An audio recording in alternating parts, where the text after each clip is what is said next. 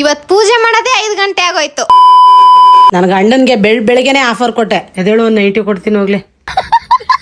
ಬೆಳಿಗ್ಗೆ ಎದ್ದ ತಕ್ಷಣ ನಮ್ಮ ಮನೆ ಕೆಳಗಡೆ ಇರೋ ಗಣಪತಿ ದೇವಸ್ಥಾನ ಕ್ಲೀನ್ ಮಾಡ್ತಾ ಇದ್ರು, ನಾವು ಕ್ಲೀನ್ ಮಾಡ್ದು. ನನ್ನ ಮಗ ಅಮ್ಮನಿಗೆ ಹೆಲ್ಪ್ ಆಗ್ಲಿ ಅಂತ ಮನೆ ಮುಂದೆ ಎಲ್ಲ ಒರೆಸಿ ಮೆಟ್ಲೆಲ್ಲ ಕ್ಲೀನ್ ಮಾಡ್ದೆ. ನಾನು ನನ್ನ ಗಂಡ ನನ್ನ ಮಗಳು ಸೇರಿ ಮನೆಯೆಲ್ಲ ಕ್ಲೀನ್ ಮಾಡ್ಕೊಂಡು ಹಂಗೆ ಫ್ಯಾನು ಮನೆ ಡೋರ್ ಎಲ್ಲಾನು ಒರೆಸ್ತಾ. ಬೆಳಿಗ್ಗೆನೆ ಸ್ನಾನ ಮಾಡಿ ಹೊಸ್ಲು ಒರೆಸಿ ಮನೆ ಮುಂದೆ ರಂಗೋಲಿ ಬಿಟ್ಟಿ. ನಮ್ ಫ್ಲಾಟ್ ಅಲ್ಲಿರೋ Ranganna, Raja Hegde sir, Suresh sir, Lakshmi madam ಈ ದೇವಸ್ಥಾನ ಪೂಜೆಗೆಲ್ಲ ರೆಡಿ ಮಾಡಿದ್ರು. ಹಂಗೆ ಪೂಜೆನೂ ಕೂಡ ಸ್ಟಾರ್ಟ್ ಆಯ್ತು.